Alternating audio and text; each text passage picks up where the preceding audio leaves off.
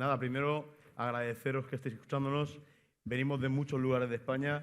Vamos bueno, cada uno a explicar su proyecto y a ver cómo casa gastronomía y turismo o qué tipo de turismo gastronómico se da, ¿verdad? ¿Qué es lo que pretende el visitante de nosotros? O si su decisión está tomada desde su lugar de origen para venir a comer y eso potencia el turismo gastronómico. Soy presidente de la Fundación, soy antropólogo social, voy a hacer solamente de moderador y la idea es que cada uno nos presente el proyecto y si queremos dejar luego 10 minutitos para que entremos en debate, pues por mí, genial, ¿os parece? Pues comencem per Xavi Pellicer. Hola, buenos días. Gracias por estar aquí. Bueno, como dice Sergio, explicar un poquito el proyecto en el cual llevo ahora 8 años, 5 en la ubicación actual, pero desde el 2015 empezamos con un proyecto de visibilizar más el mundo vegetal a través del plato, ¿no? Y mi idea, bueno, mi idea viene de un proceso vital, de unas cuantas hostias fuertes en la vida y en las cuales pues uno pues cambia, ¿no? el concepto de lo que estaba haciendo hasta ahora, ¿no? Yo siempre he sido un chef muy militar y hoy soy un chef mucho más… siempre digo, es una frase dura, pero digo, era hitleriano y ahora soy gandhiano, ¿no? Entonces he hecho una transformación profunda a la hora de interpretar los valores de lo que quiero en el restaurante, de cómo organizar y manejar el restaurante y qué oferta yo quiero transmitir al cliente y qué es lo que quiero proponer a través, sobre todo, pues, del mundo vegetal, ¿no? Que es el que me compete hoy en día, ¿no? Tengo proteína animal, tengo carnes, tengo pollo, tengo cerdo, tengo ternera y tengo pescado salvaje, comprado en lonjas, ¿no? Las carnes son todas granjas con un trato al animal espectacular, certificadas en ecológico y buscando siempre la máxima limpieza del producto para que eso después el cliente lo pueda percibir, ¿no? Estamos en ciudad, Barcelona, entonces es una urbe densa y muy potente, ¿no? Entonces, cuando tú te refieres mucho al campo, tenemos que salir un poquito de la ciudad. Entonces, tenemos que buscar esos colaboradores que van a tener ese input que nos va a permitir transmitir pues, toda esta filosofía que estamos llevando a cabo, ¿no?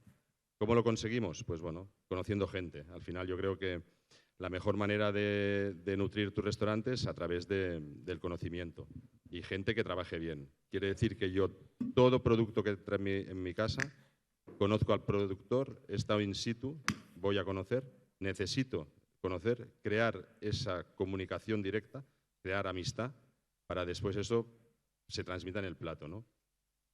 En 2015, cuando me planteé el tema del vegetal, venía de hacer un curso de nutrición ayurveda también y por ahí canalicé, es la frase que tengo hoy en día, que es el placer de la ingestión, pero el bienestar de la digestión, ¿no? Yo hablo de digestión desde hace ya 8 años, ¿no? Porque creo que podemos hacer alta gastronomía y sostenible, saludable y a la vez digestiva, ¿no? Por eso en mi letrero pone Xavier Pellicer Healthy Kitchen. Yo hago cocina saludable. Yo no soy vegetariano o vegano, aunque tengo la oferta vegana y vegetariana como algo normal. Mis menús pensados en términos ayurvédicos se definen porque prácticamente son libres de lactosa, libres de gluten, como I+D, como inicio del producto que queremos vender, ¿no? ¿Por qué? Porque detectamos que son las intolerancias más comunes y que siempre nos obligaban a hacer cambios del menú. Entonces decidimos eliminarlo. Es verdad que la proporcionalidad que puede haber en algún postre sí que aparece a veces un poco de lactosa y de gluten, pero eso se consulta con el comensal y siempre pensando en que esa proporción a nivel digestivo, en conceptos holísticos de Ayurveda, es lo que el intestino necesita, ¿no? Es lo justo. Valoramos en los menús la cantidad de carbohidratos. Si trabajamos una patata, vamos a dejarla reposar 24 horas porque la almidonada se convierta en B, sea más probiótico y más digestivo. O sea, incidimos mucho en la elaboración de esos menús pensando en el bienestar a través de una cocina de autor, la cual sí que hay mucho trabajo, son muchos años, son 30 y pico años ya de alta gastronomía y lo intentemos transmitir. Cocina muy directa, de producto, muchas veces 2, 3 elementos en el plato, pero a través de la biodinámica y de lo ecológico, sobre todo la biodinámica, intentamos trasladar esa energía vital al plato, ¿no? Es que es un poquito nuestro camino, ¿no? para enseñar lo que estamos haciendo. Y en ese sentido, el tema sostenible en ciudad lo hemos ido adaptando en los sistemas, pues sostenibilidad económica, sostenibilidad del personal, el trato al cliente, el trato al personal, los equilibrios en los horarios, ya no digo en temas de limpieza, con el ozono, bueno, con la selección de residuos, con un montón de pequeñas cosas que hemos ido modificando, de las cuales seguramente aún tenemos mucho que mejorar, pero que intentamos ser conscientes de que es un valor añadido y que cada vez más el cliente es preceptivo a esto, ¿no? De ahí un poco que la Fundación tenga este objetivo, ¿no? De visibilizar esos establecimientos que realmente tienen esa capacidad, demostrándolo con el día a día, con el trabajo a diario, de que hay caminos en los cuales hay potencial, cliente potencial, que está interesado en que eso se reconozca y se dé el valor justo, ¿no? Muy bien, primera presentación, un restaurante urbano, Barcelona, un criterio claro. 5 minutos. Clavaos, presentación, Juan Diego, ¿quién eres? ¿Qué haces? ¿Dónde estás ubicado? Y vínculos con sostenibilidad.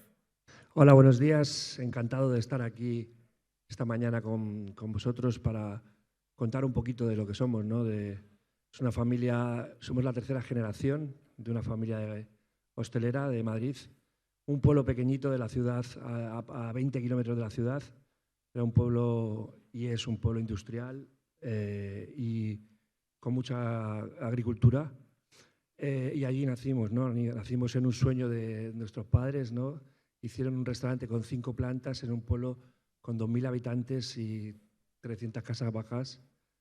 Y en ese nacimos ahí, ¿no? Mis abuelos empezaron en el año 1950 en un bar pequeñito, en un mesón del pueblo, y ahí mi mamá empezó con ellos con 13 años y a partir de ahí conoció a mi padre y hicieron el restaurante. En 1976 nace Coque y es el que nos trae hasta aquí, ¿no? Ahí, en ese mismo restaurante familiar, conseguimos la segunda estrella Michelin y nacimos y crecimos en ese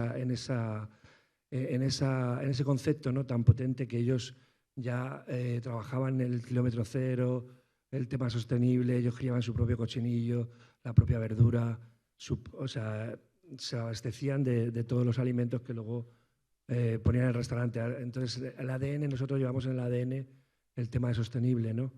En el año 17 nos juntamos los hermanos y decidimos que teníamos que dar un paso más, ¿no? Venir a Madrid y poner la marca en el mundo, ¿no? Porque al final en el pueblo, pues la gente, el turismo venía menos, era un pueblo poco vistoso, la verdad. Y bueno, pues al final decidimos con responsabilidad, porque allí lo teníamos todo, teníamos el reconocimiento, teníamos el restaurante pagado, teníamos el trabajo que habían hecho ellos junto con el nuestro y todo era maravilloso. Hacíamos 6 servicios a la semana, 7. Solamente trabajábamos por la mañana de martes a domingo y por las noches viernes y sábado. Y bueno, pues al final decidimos dar este paso y entrar en Madrid en un local de 1.050 metros en el que hacíamos lo mismo, ¿no? Pues hacemos un recorrido por el restaurante como una experiencia en el que el cliente nos visita, le agarramos de la mano y bajamos a una coctelería, pasamos por una bodega, sacristía, cocina y luego ya entran en el restaurante donde se sientan en la mesa, ¿no? En ese no os quiero aburrir mucho, voy a contarlo muy leve. En ese transcurso pues, van sucediendo cosas, van tomando aperitivos, cócteles, bebidas, toda clase de bebida. Y luego vamos a debatir, ¿no? Sobre el tema del turismo, ¿no? Hubo un Coque antes de pandemia y un Coque después de pandemia, ¿no? El turismo ha sido maravilloso en Madrid, están haciendo un trabajo muy bueno y toda la hotelería que ha entrado en Madrid con la plaza de 5 estrellas, pues la verdad que para nosotros ha sido maravilloso. Llevamos ahora un año y medio o 2 con un turismo de muchísima calidad y la verdad que estamos encantados de que haya surgido ese paso, ¿no? Porque antes el turismo que venía de otra manera y ahora el turismo que está en Madrid es maravilloso, ¿no? Viene con una estancia de venir. Simplemente hay muchos que vienen, hacen el viaje, llegan al hotel, van al restaurante y vuelven otra vez a su país o a su provincia, ¿no? y todo esto la verdad es que para nosotros es maravilloso. Nada, deciros que ahora en el debate vamos a hablar un poco más sobre cada uno, sobre su concepto y las respuestas y las preguntas que tengáis. Gracias. Muchas gracias, Diego. Aparecen dos cosas ya, ¿no? Un modelo Barcelona que llevamos años, ¿no? También soy restaurador en Barcelona y lo conozco muy bien. De hecho, acabo de reformular mis locales por completo, que llegó hasta donde llegó, ¿verdad? Un modelo Madrid de turismo también gastronómico que ahora está dando sus primeros pasos en su nuevo formato, pero ambos urbanos, vuestras ofertas muy claras, muy bien definidas, vinculados con un término como la sostenibilidad que digamos que es atractivo para cierto perfil. Vamos al mundo rural. María José, cuéntanos quién eres, qué haces. Bueno, pues gracias a todos por haber venido hasta aquí. Y bueno, yo soy María José Meda y vengo de un pueblecito pequeño de la Sierra de Albarracín, en Teruel. Se llama Tramacastilla. Es un pueblo de menos de 100 habitantes. Ahí tenemos un pequeño hotel con encanto y restaurante. Este año que viene va a hacer 25 años que estamos allí. O sea, fue un proyecto de vida. Creo yo que quisimos empezar ahí y hemos decidido quedarnos ahí. Albarracín es el pueblecito más de al lado donde recibía y recibe mucho turismo, pues por lo bonito que es, por el entorno que tiene, pero nosotros decidimos instalarnos ahí en una antigua fábrica de lanas y apostar por ese proyecto. Desde el principio siempre quisimos un poco revalorizar las materias primas que teníamos a nuestro alrededor, tanto pues, el jamón, el queso, la trufa, el melocotón de Calanda, los aceites del Bajo Aragón. Y yo creo que hace 20 años, hace 22, no se veía como se ve ahora el tema de la sostenibilidad, el tema de los productos de cercanía, pero nosotros yo creo que desde entonces lo teníamos claro y hemos querido seguir luchando en eso. Nuestro hotel está en un paraje natural, en medio de la naturaleza. Siempre hemos querido estar en consonancia con el entorno. Antiguamente fue una fábrica de lanas que cuando se restauró pues era tal cual era. Poquito a poco lo hemos ido un poquito acomodándolo al hotel, pues lo hemos tenido que reformar, pero siempre manteniendo esa consonancia y sobre todo respetando el entorno y los materiales con los que se construyó. Y bueno, yo creo que eso también es el no distorsionar el entorno en el que estás metido si estás en un paraje natural. En cuanto a la gastronomía, pues como he dicho hace un momento, teníamos claro que la gran mayoría de los productos y de la gran cantidad de productos que hay en la provincia de Teruel se exportan fuera, salen fuera. La trufa, Sarrión, al lado de Teruel, es el mayor productor de tubers melanosporum mundial. Y esa trufa se va fuera de España. ¿Y por qué nosotros, los que nos dedicamos al sector de la gastronomía, no podemos revalorizarlo, darle ese valor que tiene y que se vaya quedando esos productos también en nuestro territorio y darles el merecimiento que se merece? No he dicho antes, yo estudié trabajo social, entonces soy trabajadora social. Me gusta mucho escuchar a las personas, observar el entorno en el que vivo y yo creo que eso también nos ha valido mucho a la hora de seleccionar el personal, de apostar por las personas que han decidido quedarse en nuestro territorio, asentar población, porque fijaros, antes de la pandemia, como hablabais, nuestro pueblo tenía 63 habitantes y de ahora, después de la pandemia, tiene 118. O sea, es que casi es el doble, no ha llegado a ser el doble, y ha sido un asentamiento de población de las cuales pues nosotros ahora tenemos 14 personas trabajando y pues bueno, viven ahí en esa zona. O sea, 12 personas han venido de fuera, de otros sitios, porque han decidido quedarse y apostar por nuestro territorio, que yo creo que al final eso también es importante, ¿no? El revalorizar esa zona y el hacer que haya un asentamiento de población que va a hacer que los pueblos no desaparezcan y que podamos estar vivos por mucho más tiempo. Y bueno, nuestro proyecto yo creo que está enfocado, pues, o vive del turismo gastronómico. Hay gente que viene a propósito a nuestro establecimiento y no sale de ahí y tiene al lado muchísimos sitios bonitos para visitar y dicen, no, pero he venido a desconectar, a disfrutar del sitio en el que estoy. Y yo creo que eso es importante. Ayer tengo una anécdota porque estábamos comiendo en un sitio y de repente oigo la palabra los batanes y digo, anda, fíjate, un sitio como el nuestro. Y me hizo gracia.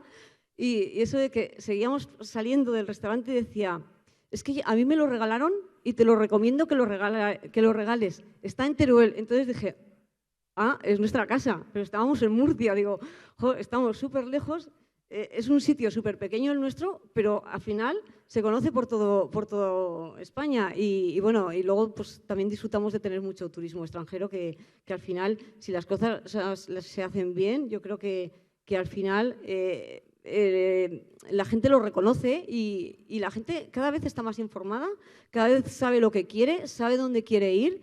Y no es importante que hagamos difusión, como hemos hecho y hemos hablado antes en la reunión, pero yo creo que cada vez la persona de la calle está más informada y va con más conocimiento de causa a los sitios. Y bueno, ya seguiremos hablando. Muy bien, muchas gracias. Luego entramos en ese debate, ¿no?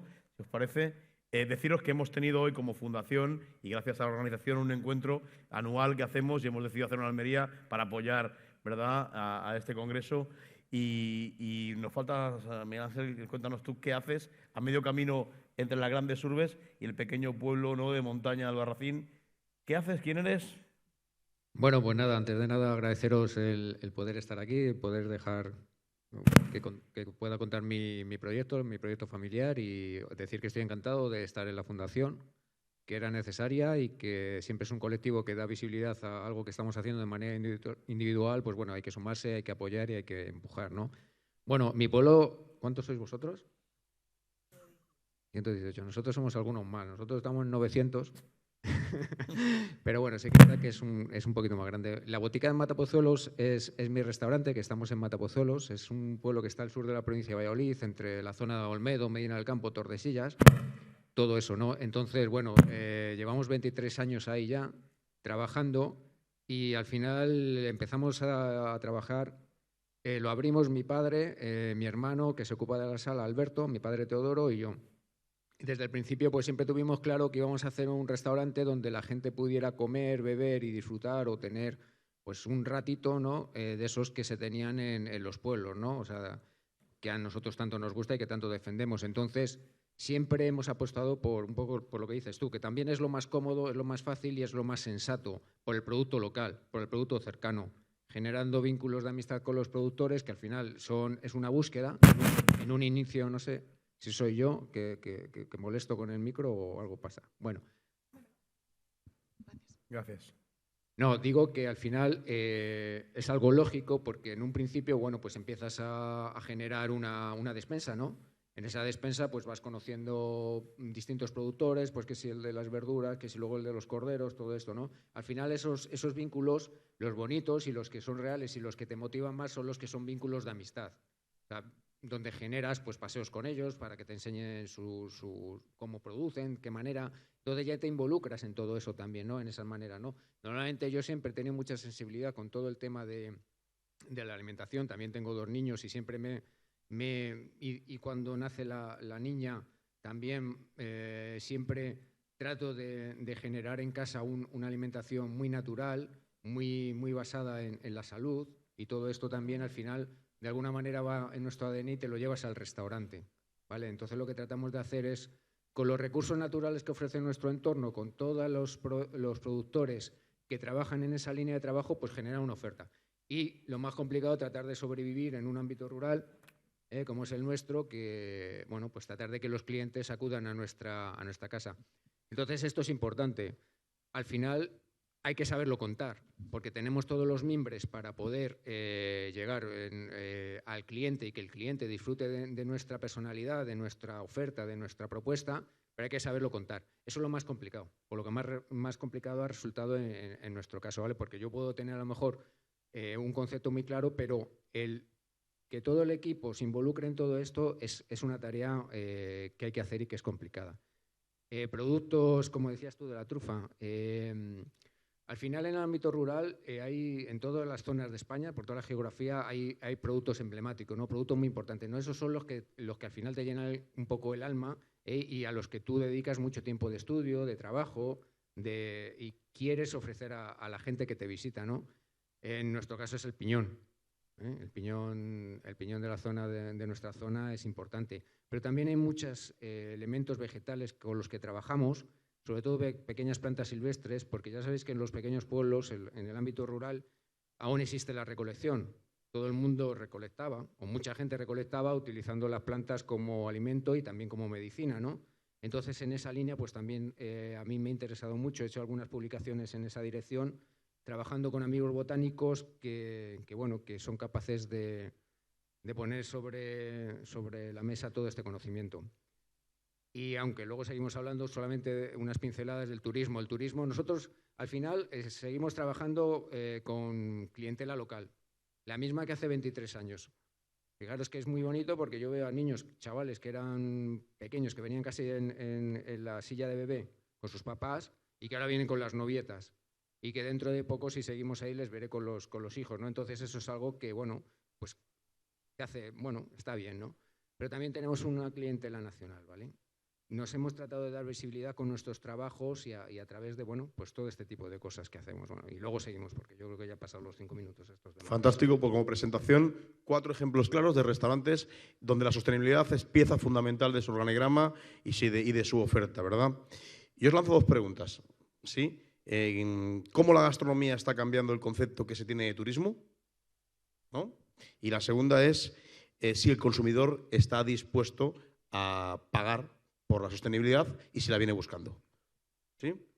¿Cómo la gastronomía puede cambiar el turismo y el consumidor está dispuesto, el cliente, nuestro comensal, está dispuesto a pagar algo más o pagar o diferencia la sostenibilidad? No sé. Yo diría que cómo cambia la gastronomía, yo creo que es un tema de la evolución de la humanidad, ¿no? La conciencia del ser humano está cada vez más enfocada en la alimentación saludable, en los productos más limpios. Entonces, esto es un efecto rebote que intrínsecamente nos implica a los restauradores. Entonces, tenemos que abrir los ojos y ver lo que está pasando. Yo entiendo que mi oferta es muy diferente en el sentido de la propuesta, ¿no? De cómo yo lo visualizo en la carta, ¿no?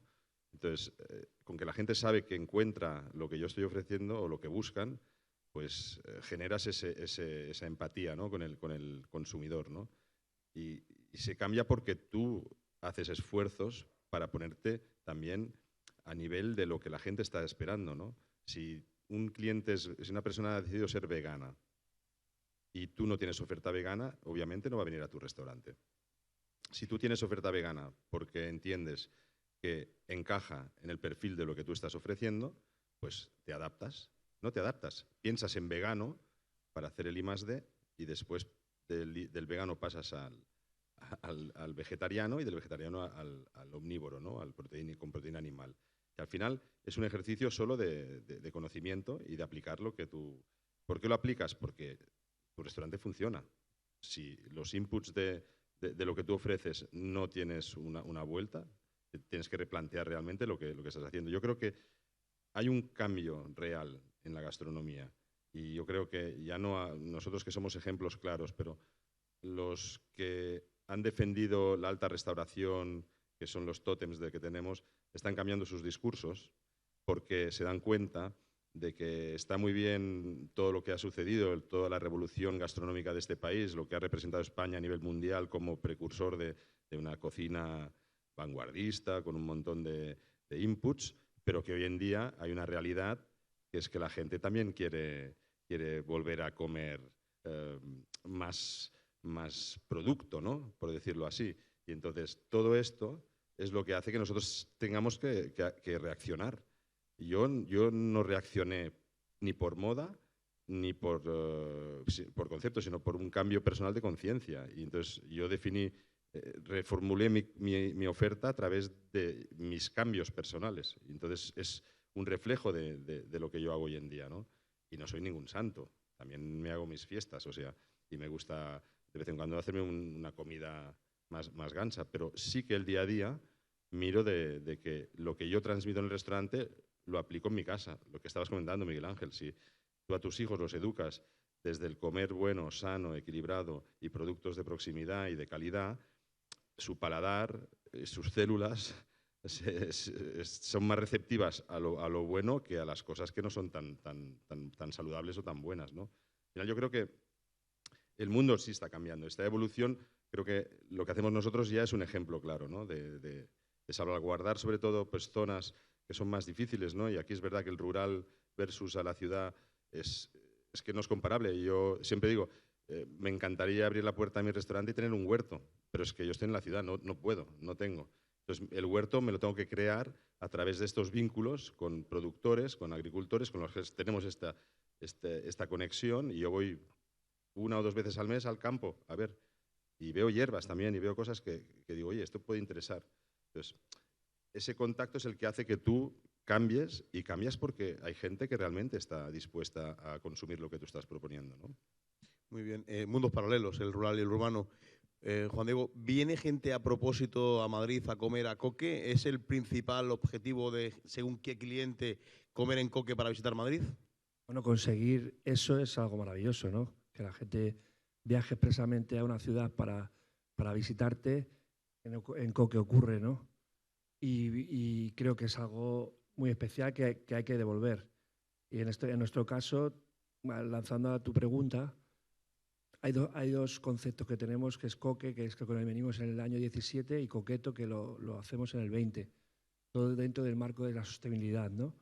En el 17 regresamos a Madrid y nos apartamos de la urbe. Llegamos a la urbe y nos apartamos del pueblo, ¿no? Donde todo lo teníamos a mano.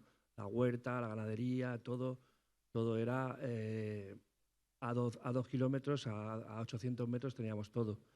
Claro, nos vamos y pensamos que tenemos que hacer algo más también, no solamente llevar el restaurante a la ciudad, sino tenemos que crear algo alrededor del restaurante para que nuestra historia no se quede en vano, no la nuestra historia, sino la historia de nuestros padres, que ellos ya nos lo habían inculcado, ¿no?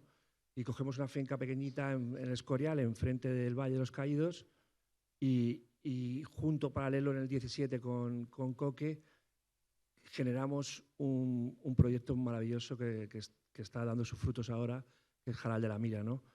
En ese proyecto metemos la ganadería, metemos la agricultura con el IMIDA, con el Instituto Agrario de Madrid, consiguiendo semilleros antiguos para volver otra vez a esos sabores de los tomates antiguos, del guisante, de la patata, de la cebolla. 5 años de trabajo llevamos ahora a que el reloj biológico del trabajo que hemos hecho durante 5 años, este año empiece a dar el fruto que queremos, ¿no? Trabajo maravilloso detrás. Ganadería, estamos con el toro bravo, haciendo también un trabajo con la carne, con el embutido maravilloso de Mario. Trabajamos también con la oveja, que está en peligro de extinción, la oveja rubia del molar, y empezamos con 30 ovejitas y ya hay 100. O sea, es un proyecto tan bonito, ¿no? Dentro del entorno siempre sostenible y del entorno de producir para nosotros, ¿no? Para que cada temporada podamos saber y podamos tener qué producto vamos a utilizar en un plato en Coque o en 2 platos en Coqueto, ¿no? Ese es un proyecto que es Coque y que junto con el Jaral hace que la gente venga a Madrid y que quiera visitarnos. Luego Coqueto fue un concepto súper bonito de un bar pequeñito en la ciudad, 100 metros cuadrados. Vinimos a Madrid con 1.100 metros, con una puesta en escena muy potente, y queríamos demostrar también que venimos de la humildad, ¿no? Del pueblo, del bar, de la comida, de la casa de comidas, de toda la vida, y hacer un homenaje a nuestros padres también con en todo en lo que conlleva el concepto, ¿no? En el diseño, en la propuesta de gastronómica. Todo eso iba en una inspiración a ellos. El techo simplemente es caña reciclada. Y ellos, antes de hacer el restaurante, una historia muy bonita, hicieron en el mismo patio donde hicieron el restaurante, 2 años tuvieron que tener un merendero, ¿no? Para una terraza de verano, se llamaba La Rueda del Carro, se utilizaba solamente de mayo a septiembre en esos 2 años, y allí hacían una parrillita y hacían chuletas de cordero a la plancha, y venían todos los pueblos de alrededor a comer la chuletita a la plancha con el guisopito de mi madre. Y con eso pudieron sacar solamente para hacer el proyecto del restaurante, ¿no? Entonces, en ese ámbito ya vivíamos. Yo tenía 5 años y yo recuerdo esa caña del sombrío del merendero en el patio, ¿no? Y queríamos darle ese empuje y ese amor al que ellos nos habían entregado, y teníamos que devolverlo, ¿no? Entonces, Coqueto son 100 metros cuadrados, tiene. Y también a la pregunta dijimos, queremos que sea muy sostenible y vamos a comunicarlo así. Y de repente, antes de abrir, decimos, no vamos a comunicar nada. vamos a ver que la gente sienta que es sostenible, sin nosotros decir que somos sostenibles, porque ya todo el mundo empezaba a hablar de la sostenibilidad, ¿no?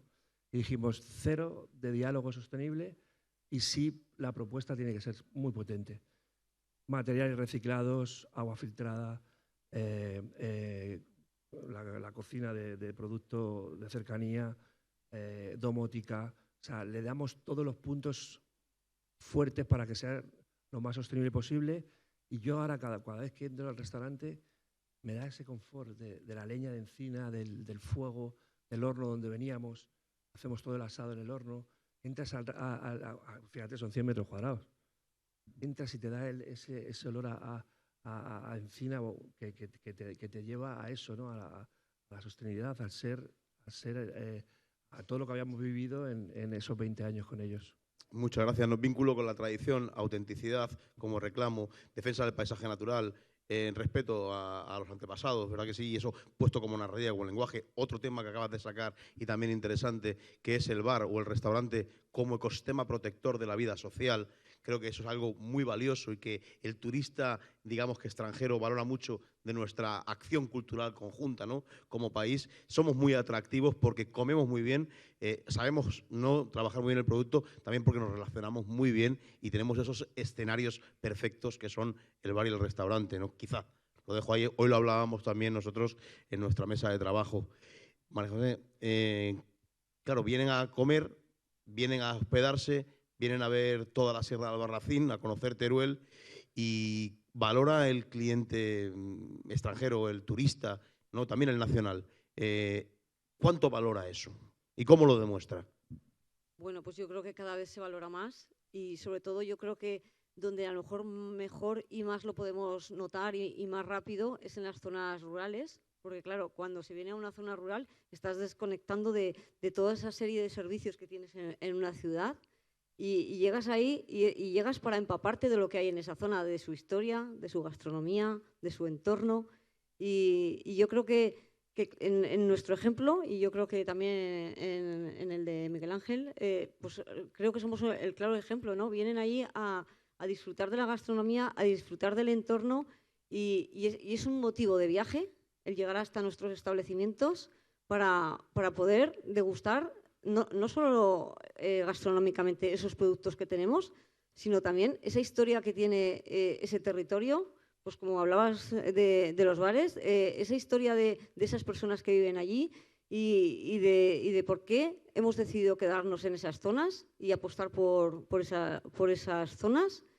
Y bueno, yo creo que si vienen hasta allí y deciden quedarse y deciden disfrutarlo, pues es lo más bonito que nos puede pasar, porque al final vamos a transmitir esa esencia que tenemos. Pues por ejemplo, como decía Xavi, pues yo siempre he estado muy implicada en la cocina sana, que esté equilibrada. Cualquier menú que elaboramos lo mido que se quede muy equilibrado dietéticamente, porque al final un menú de degustación al final es un menú largo y lo importante no es decir he acabado lleno, sino he llegado hasta el final, lo he disfrutado y he podido saborear cada bocado que he probado, que al final es saborear ese territorio bocado a bocado y en eso es en lo que consiste, ¿no? Que ese turismo venga a empaparse de la historia de nuestros territorios. Bueno, la cultura o la gastronomía como transmisión de cultura y el restaurante, el hotel, pues como agente dinamizador de la economía local y de la creación, ¿no?, de resistencias a la despoblación, que creo que es un problema que todos contemplamos como algo serio, ¿no? Porque lo que se queda vacío se queda a disposición de, cuanto menos, el mercado, ¿verdad? Miguel Ángel, ¿cómo la gastronomía se ha convertido en un vector de decisión para la selección de destinos turísticos, del tuyo en concreto? Bueno, pues al final, en nuestro caso, al final, vamos a ver, hablar de un negocio en un ámbito rural así tan pequeño, yo creo que es que lo que hacemos es generar formas de vida, o sea, nos apetece estar ahí. Entonces, lo que tenemos que hacer es que la gente venga para poder vivir nosotros. O sea, al final es una manera de subsistir, de vivir y de tomarte esta vida de esa manera, ¿no? Que es un poco nuestros proyectos que son muy, muy, muy personales. Aquí ha habido dos cosas que a mí me llaman mucho la atención, que es hablar de alimentación saludable, o sea, de alimentación y salud, ¿vale? Eso es muy importante. Eso en verdad es un mucho más allá de esta sostenibilidad que está por aquí, que a todos nos va a envolver, nos va a caer algo de lluvia siempre. Hablar de cosas serias es hablar de eso, es hablar de salud. También en los negocios, ¿sabes? Nosotros tenemos muchas posibilidades por dónde estamos, porque es como, no sé, si vais a coger plantas o vais a coger setas, os recomiendo que vayáis a sitios donde nace mucho líquen. ¿Por qué? Porque eso no está contaminado, porque ahí hay una atmósfera que es sana, que es saludable. Eso en el ámbito rural es más fácil de encontrar quizás, seguramente, lógicamente, que en un ámbito más urbanita. No quiere decir que en un ámbito urbanita no se pueda hacer una cocina saludable, ojo, esto está claro, nada que ver. Simplemente que los productos que recolectemos o los que trabajemos tendrán que ser escogidos en ese ámbito, en esa línea, ¿no? Entonces, con todo esto, ¿qué os quiero decir? Que yo creo que soy poseedor, en mi caso, por mi zona, geográficamente, por la ubicación de mi restaurante, soy poseedor de un gran tesoro, que es el que nosotros tratamos de mostraros a todos vosotros. Entonces, quizás no seamos grandes, no sabremos proyectar, o hasta ahora, que es un poco lo que os decía antes, no hemos sabido proyectar a los demás ese gran valor que tenemos dentro y que nos ofrece nuestro entorno y que quizás sea la pelea de la gente que tenemos pequeños negocios en ámbitos rurales. O sea que al final el turismo, yo creo que busca eso. A tu pregunta del turismo, ¿qué es lo que quiere el turismo? El turismo quiere esos pequeños reductos de verdad, de autenticidad, dentro de todo esto que nos mueve a todos, ¿no? De esta sostenibilidad. Buenísimo, Xavi. Ahora querías hablar tú. Pero...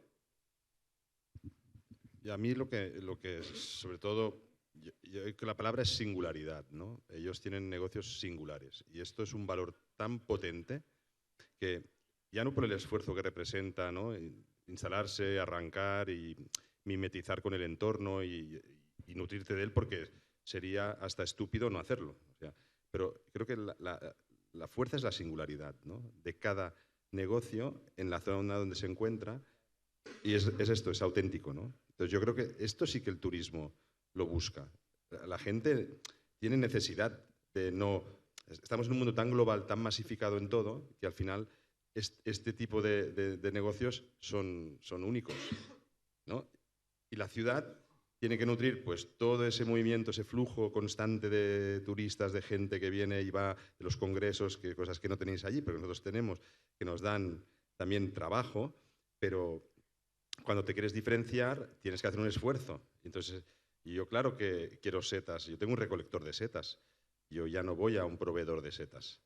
Entonces, yo tengo setas que la gente no compra en la ciudad. Pues en la ciudad compran hongos, cantarela y níscalo. Y ese es como el rape, la merluza y el rodaballo. O sea, si tú quieres ir a jugar, tienes que ir a las lonjas a buscar pescados de más de proximidad, cántaras, y comprarás besugo de la piga, comprarás los salmonetes de roca cuando es temporada, irás a buscar más ese producto que te identifica con tu propia identidad, ¿no? Con tu propio territorio. Porque al final, si somos mediterráneos, tenemos que trabajar producto mediterráneo. Y la huerta que tenemos nosotros alrededor de Barcelona es muy potente, porque solo la zona de Viladecans o el Prat del Llobregat, y por aquí está Óscar, que ha estado defendiendo los productos del Prat a muerte, pero si te puedes ir al Maresma, te puedes ir a Gallecs, te puedes ir... yo es que tengo Baix Montseny, Cardedeu, Sant Celoni, o sea, la castaña de Viladrau. O sea, al final, lo que hemos de ser conscientes es del valor que tenemos cercano, y eso ha de ser inmediato, lo primero que tenemos que trabajar.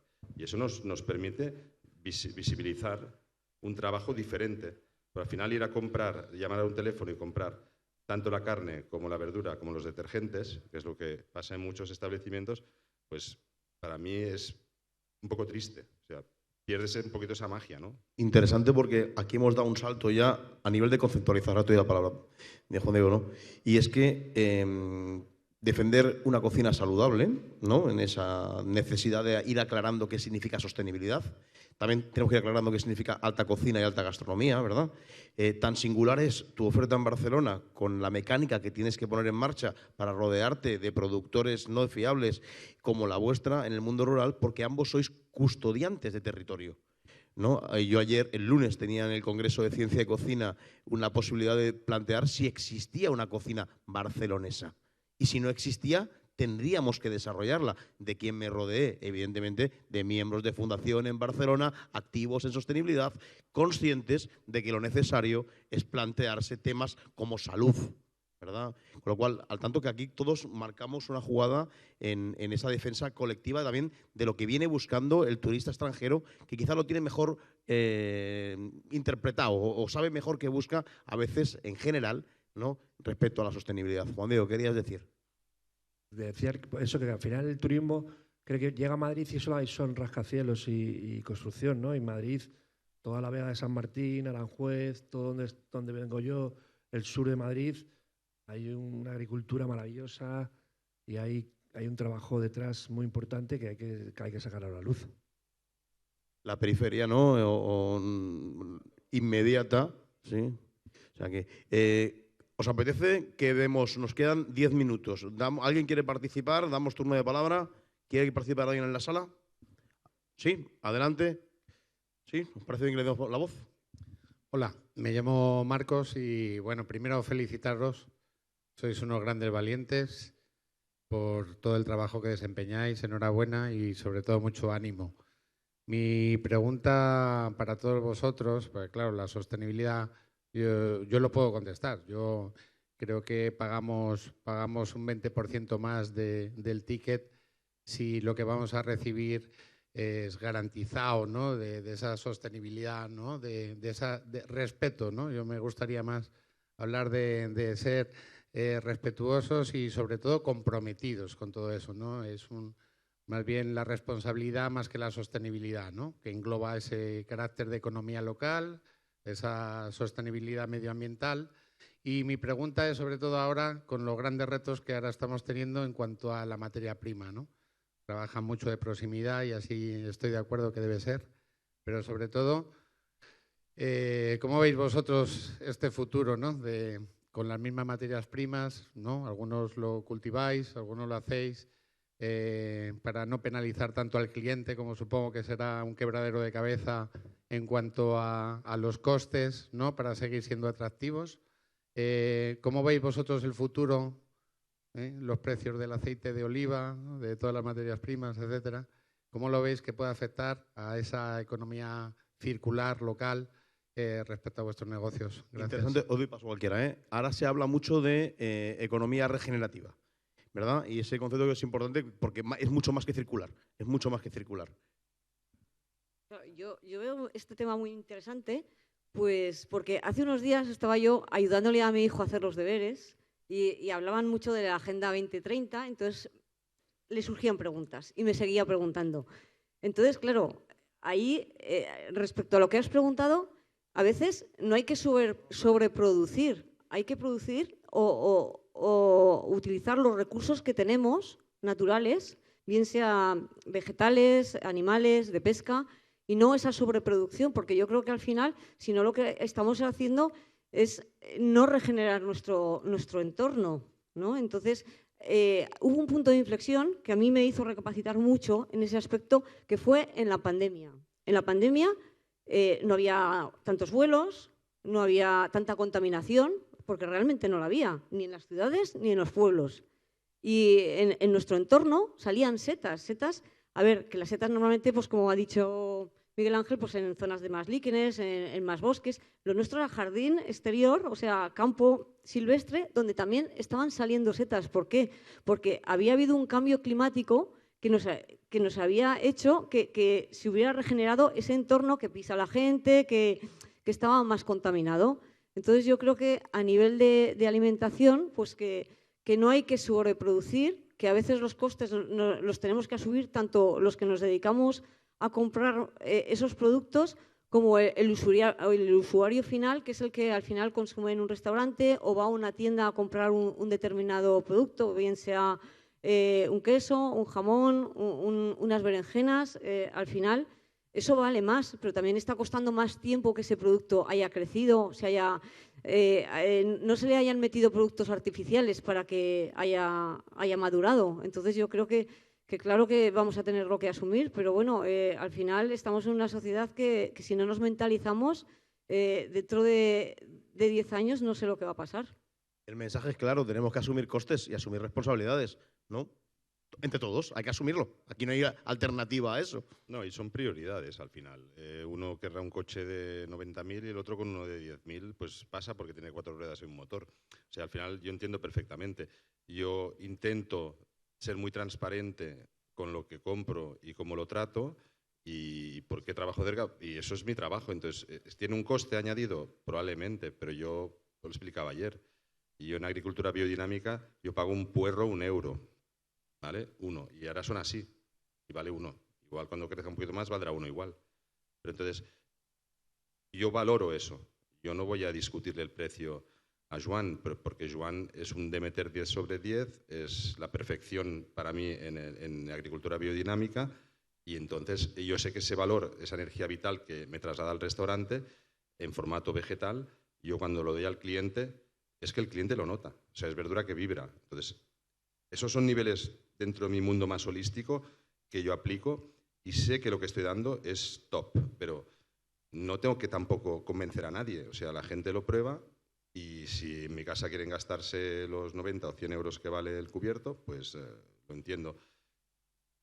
Podríamos hacer una línea más pequeña para llegar a más capas de gente, pero está claro que hay gente que compra en unos sitios y otros en otros, y en función también de tu cartera. Y es cierto que hay dificultades. El precio del aceite ha subido para todos, no para el restaurador, para el cliente de a pie, para la señora que va a hacer la compra al mercado. Y entonces todo esto pues repercute, es una escala de valor. O sea, al final tenemos que aceptar y sobre todo ser transparentes, ¿no? El tema honesto para mí es importante, ser honesto en tu discurso, ser honesto. Yo a veces soy muy repetitivo porque no explico, no me invento ningún cuento, o sea, hablo de mi realidad, que puede gustar o no gustar, o estar de acuerdo o en desacuerdo, pero yo sí que soy muy, muy claro y hago como lo siento y explico lo que realmente hago y transmito esto en el restaurante, ¿no? Entonces es un ejercicio de poder irte a dormir por la noche pues con una cierta tranquilidad y sabiendo que tu ticket medio es alto, porque lo es, y soy consciente de ello, pero también la estructura que representa el restaurante, cómo trabajamos a la vista, el personal, los costes, que es una ciudad, o sea, también no os olvidéis, el alquiler es luz, gas, agua, impuestos y más palos en las ruedas que podríamos estar hablando, ¿no? Entonces, por suerte, el bar y el restaurante, aunque está en el mercado, está en una dimensión paralela a veces al mercado, ¿eh? Porque aquí hay productos que todos sabemos que son de alcance común, que tenemos unos márgenes más pequeños dispuestos a el papel del bar seguramente para no incrementar, pero al final, obviamente, las cosas valen lo que valen y cuidar al personal pues tiene eso, unos márgenes. Yo creo que está en el coste del valor, ¿no? Al final tenemos que asumir el coste del valor. El valor que tiene una trayectoria, una trazabilidad de un alimento a otro. Y está en nosotros el valorar que ese alimento vale ese dinero. Y ese alimento tiene que estar en tu casa. Yo creo que es el final del cuento, ¿no? Valorar lo que estás comprando. Valorar que el agricultor ha tenido una trazabilidad para que ese alimento esté en la tienda sin pesticidas, sin nada, perdiendo producto, porque al final el producto, si no lo tratas, cogen menos producción. ¿Qué quieres? ¿Este o este? Asumirlo. Y pensad que minimizamos la subida de precios porque nuestra capacidad de gestión como profesionales de la restauración nos ayuda precisamente a cuidar mejor lo que damos y administrar mejor todo. Con lo cual aquí hay un componente de mucha profesionalidad en un sector que sabe cómo gestionar bien un alimento y con lo cual no repercutir directamente en el comensal o en el cliente final, ¿no?, la subida de precios. Y también romper aquí un tópico, y es que no siempre que hablemos de sostenibilidad tenemos que hablar en paralelo de precios mucho más elevados. Eso es un tópico que tenemos que romper. No siempre. Las cosas valen lo que valen, por supuesto. Es que eso es importante porque ¿cómo cuantificas tú el precio real que te está imponiendo el restaurante por el producto solamente? ¿Sabes? Si tú eres un particular que vas a una tienda y compras el producto, ahí lo cuantificas porque no hay otros muchos más gastos valorables y que tienen que al final tienes que... Pero también están las herramientas, ¿no?, que utilizamos, que son sostenibles. Por ejemplo, el frío, el aire acondicionado, la luz, con domótica. Al inicio es más caro, ¿no? Pero al final, si un concepto es longevo, la sostenibilidad te da luego... No es cara, es barata, porque al final, en el camino largo, te hace de que sea más sostenible, en realidad en el precio. Pero tú al inicio del proyecto, una domótica vale más que una luz normal. Una cámara de refrigeración vale más que una cámara normal si es sostenible, ¿no? Eso es la realidad. Pero al final, si el proyecto es longevo, te lo devuelve. Entonces, ¿qué es más caro o qué es más barato? No, es barato. Última aportación, estamos en tiempo. Un micro, por favor. Bueno, pues gracias a todos. Ya somos compañeros, no voy a emplear tiempo en presentar ni nada. Te queremos. Voy a, igualmente, Diego, voy a intentar un poquito de meter candela para terminar arriba, ¿vale? Ya estáis riendo. Estamos de acuerdo de que la hostelería ha vivido en los últimos 25 años, con el boom de Ferrari y demás, una auténtica revolución, que la pandemia ha hecho incluso que todo esto se zarandee, que nos empecemos a cuestionar cómo gestionamos los negocios, donde la sostenibilidad ha entrado prácticamente como un tren bala, y para algunos que nos hemos montado en ella, pues vamos a una velocidad bastante alta y vemos que el mundo pasa muy rápido a nuestro alrededor y vemos que no todo el mundo está montado en ese tren. Pero esto hablamos siempre de la hostelería, ¿no? De la colaboración con proveedores. Y yo os pregunto, ¿qué es necesario para que esta revolución llegue y nazca en el cliente? Es decir, ¿cuándo llegará la revolución del cliente que realmente demande y exima un establecimiento porque no hace las cosas de una manera adecuada a nivel de sostenibilidad, a nivel de respeto con sus equipos, de los proveedores en precio justo? ¿Qué creéis que tiene que suceder y cuándo creéis que podría llegar a suceder? Esto es un ámbito muy de opinión de cada uno, porque es casi una mirada a la bola de cristal al futuro, pero me gustaría saber si creéis que debe suceder primero y qué debería suceder para que el cliente evolucione y empiece a exigir lo que nosotros estamos ya ofreciendo de manera per se. Santi, yo solo te voy a decir una palabra y creo que es la conciencia, ¿no? Que todos seamos conscientes que esto viene para quedarse para siempre. La sostenibilidad no es una moda ni un pasado ni un futuro, sino es algo que tenemos que ser conscientes todos, que sin ella no vamos a poder vivir en el planeta. O sea, concienciarnos todos que estamos en un planeta en el que o lo cuidamos o esto se va al garete. Diego, yo te subo la respuesta ahora, la grande, ¿vale? Y es, ¿qué tiene que suceder para que el cliente empiece a ser más consciente? No, hay que seguir sembrando. La base es lo que estamos haciendo, que haya visibilidad, que se pueda divulgar, que se pueda explicar. Y hay que meter semillas y estamos en este mundo. Esperamos un tiempo, brote, crece y se hace un árbol, ¿no? Y yo creo mucho en esto, ¿no? Si al final, lo hemos hablado antes en la reunión, necesitamos tener nos tienen que conocer, tienen que entender qué hacemos. Solo divulgando las cosas llegaremos un poquito más, ¿no? En capas. Y es verdad que entre medio pues vamos a tener que luchar contra un montón de lobbies, de historias, de cosas duras que ya sabes cómo funciona esto, ¿no? Te voy a dar la que querías. La Agenda 2030, que no sea una agenda, que sea realidad. Y aparte de eso, como hoy, por ejemplo, los congresos en los que estamos, en los que vamos, en los que viajamos, que estamos juntos en muchos, que no vengamos solamente a congreso y nos vayamos a casa. Que vayamos a congreso y que cada día hagamos que cada uno de nosotros, que la conciencia sea real. Porque si venimos aquí y luego vamos a casa y hacemos otra cosa. Lo primero, lo política. 2030, la Agenda 2030, que sea real en el 2023. Porque todo lo que sucede es congreso y nos vamos a casa. Congreso y nos vamos a casa. Y nada florece. Y nos ha pasado esta mañana y es lo que está pasando. Conciencia y realidad. Bueno, yo creo que es muy importante el informar y el difundir, ¿no? El que si cada uno de nosotros informamos a una persona, si ayudamos a difundir este mensaje, yo creo que puede llegar a más personas y luego tenemos que ser también conscientes de ayudar a esas personas que quieren subirse a este carro, de ayudar, de no ser restrictivos, sino de ser abiertos, porque al final es lo que va a hacer que sea un conjunto mucho más en esa línea y todo parte de informar y divulgar y luego, pues eso, el que no sea un círculo cerrado, que seamos abiertos a todo el que se quiera unir a esta conciencia. Sí, al final ese es un poco lo que dices tú. Al final yo creo que es una exigencia nuestra hacia los clientes para adoctrinarlos entre comillas, para enseñarles, para mostrarles. O sea, al final que te lo marque políticamente, que sea un acto social y que vaya dentro de una coyuntura política, bueno, pues cada uno que haga la interpretación que quiera de eso, porque eso existe. Pero sí que es verdad que hay que mirar a la gente que sabía hacerlo. Hay que mirar atrás. O sea, estamos en ese momento de que hay que mirar atrás, hay que mirar a la gente que sabía hacerlo. Porque esto que estamos nosotros comprando, ya lo hacían. Lo que pasa es que nosotros nos compramos o nos subimos en otra moto que iba mucho más guapa.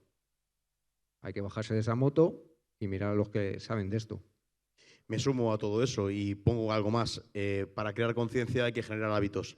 Los hábitos, la repetición de hábitos es una cuestión de cultura. En antropología decimos que pesa mucho más la sangre que la leche y la leche más que el agua. Y vuelvo a repetirlo, ¿no? Si el hábito de compra o el hábito de recolección o la conciencia formativa de dónde vienen las cosas lo vamos y lo incorporamos a nuestra vida, es mucho más fácil crear un discurso sólido, consecuente, y que la coherencia cada uno se la meta en casa donde quiera, porque esto es una plataforma profesional, ¿verdad?, donde de forma adulta intentamos trabajar temas serios que a todos creo que nos puede hacer un bien dar ese pequeño giro que viene inevitable. Hábito, conciencia, ¿verdad que sí? Defensa de lo común, ese paisaje colectivo, custodia del territorio, poner en valor el productor, creación de redes, ¿sí?, políticas integradoras y compartir conocimiento. Yo estoy muy contento, agradecidísimo al Congreso y a mis compañeros, y nos vemos en la próxima, que Almería sea un lugar de encuentro anual, si os parece. Muchas gracias.